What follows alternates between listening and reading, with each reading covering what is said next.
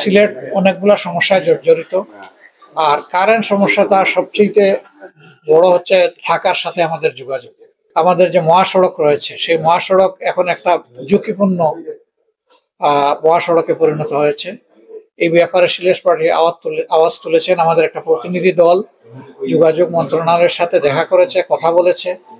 আমাদের আওয়াজ ইনশাআল্লাহ আরো উচ্চকিত হবে। আমরা দাবি করি যে যত তাড়াতাড়ি সম্ভব এই দুর্ভোগগুলা দূর করে ঢাকার সাথে স্বস্তিদায়ক যোগাযোগ যেন আমাদেরকে করার সুযোগ করে দেওয়া হয়। এছাড়াও আরো অনেকগুলো সমস্যা রয়েছে, সেই সমস্যার ব্যাপারে ইনশাআল্লাহ যথাসময়ে আমরা অ্যাড্রেস করব, কথা বলবো এবং দাবি আদায়ে জামাতে ইসলামী সিলেটবাসীর সাথেই থাকবে, ছিল, আছে, থাকবে ইনশাআল্লাহ। 5 তারিখের পর পরিবর্তনের পর থেকে, গত বছরের আগস্টের 5 তারিখের পর থেকেই আমরা একটা বিষয় খুব গভীরভাবে অনুধাবন করছিলাম। বিদেশে অবস্থানরত বাংলাদেশিরা নানা সমস্যায় জর্জরিত।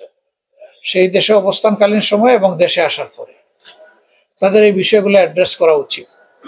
আমরা চেষ্টা করেছি, কিন্তু আমাদের মনে হলো যে একটা দাবি যদি তাদের, একটা অধিকার যদি তাদের প্রতিষ্ঠিত হয়, তাহলে সেই অধিকারের হাত ধরেই বাকি অধিকারগুলো প্রতিষ্ঠিত হবে, এবং এটি হচ্ছে তাদের ভোটের অধিকার।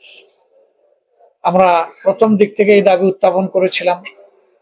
প্রধান উপদেষ্টা বরাবর আমরা কথা বলেছি, নির্বাচন কমিশনের সাক্ষাৎ করে আমরা কথা বলেছি, আমরা আওয়াজ তুলেছি আমাদের মিটিং সমাবেশ সবগুলাতে, লেখালেখনিতে, বক্তব্য, এবং আলহামদুলিল্লাহ শেষ পর্যন্ত সরকার একমত হয়ে নির্বাচন কমিশন পদক্ষেপ নিয়েছে।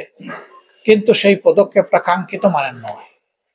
সেখানে ওটিটিতে অ্যাক্সেস পাওয়া যাচ্ছে না, যার কারণে আগ্রহ থাকা সত্ত্বেও সকলে এখন পর্যন্ত গত 30 অক্টোবর যে সময় বেঁধে দেওয়া হয়েছিল, এই নির্দিষ্ট সময়ের ভিতরে অনেকেই ভোটার হতে পারেননি। আমরা সরকারের কাছে দাবি জানিয়েছি কমপক্ষে আরো 15 দিন এই প্রক্রিয়া উন্মুক্ত রাখার জন্য, আর যে সমস্ত জটিলতা আছে সেগুলো দূর করে যাতে স্বস্তির সাথে প্রবাসীরা ভোটার হতে পারেন সেই জায়গাটা উন্মুক্ত করে দেওয়ার জন্য।